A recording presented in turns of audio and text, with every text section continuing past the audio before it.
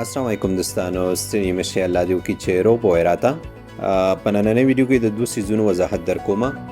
یو زیات ملګري دا پوښتنه کوي چې مونږ په سوشل میډیا باندې ولیدل چې متحده عربي امارات 100,000 افغانانو ته فنه ورکوي یا ویزې ورکوي.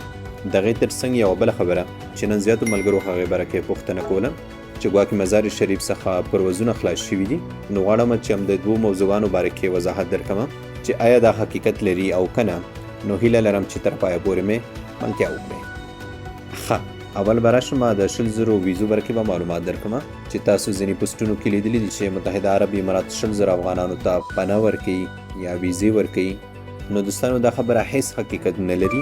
ما د متحده عربي اماراتو جوازاتو او ورسره نور داسې متعبر ویب سایټونه چیک کړل چې په دې باره کې هیڅ ذکر نه دی شوی او نه دوی خپلو رسمي چینلونو څخه دې موضوع باره کې څه خپره کړي دي. نو کم چا چې دې باره کې پوسټونه کړي دي چې متحده عربي امارات 100,000 افغانانو ته پناه ورکوي یا ویزې ورکوي، دغه پوسټونه ما اکثره چیک هم کړل. دې کې کم لینک چې ورکړی شوی دی اول خو تاسو دا وګورئ چې د خپل هویت د غړو شمېر او موبایل نمبر هر څه شرایط به پکې ولیکئ. نو که دا لینک باندې مونږ کلیک وکړو دا وګوره داسې دي.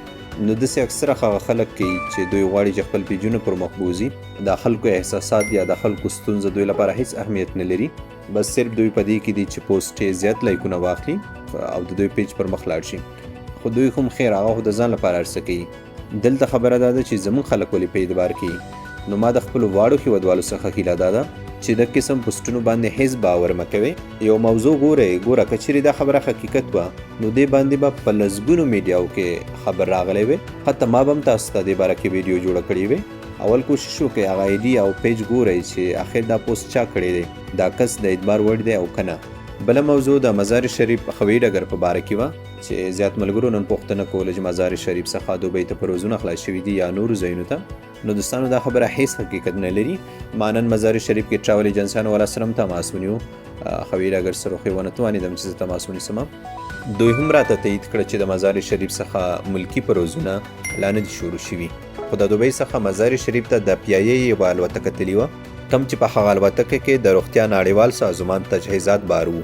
نور کم ملکی پروازونه نه د مزار شریف څخه شروع دي او نه د کابل کندهار خوست څخه.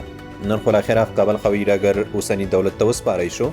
نو موږ د اوسني دولت څخه هیله دا ده چې دوی څومره هم ژر کوي چې باید کابل هوایي ډګر بیرته فعال کړي. دغې ترڅنګ د نورو ولایتونو هوایي ډګرونه تر څو چې د کوم اوس مهال زموږ په زرګونو خلک ستونزې سره مخامخ دي د دوی دغه ستونزه حل شي. نو الله دې وکړي چې د معلومات تاسو ته ګټور تمام شوي وي. دوستانو ستاسو څخه مې هیله دا ده چې ایخوا دیخوا خبرو باندې باور مه کوئ تر څو چې تاسو په عمل کې کمې موضوع څخه خبر نه وئ یا کم داسې سرچینې څخه تاسو نه وي اورېدلي چې هغه د اعتبار وړ وي. نور په اخره کې ستاسو دعاګانو او سپورټ نه د زړه له کومې مننه کوم. ښاد او آباد اوسئ.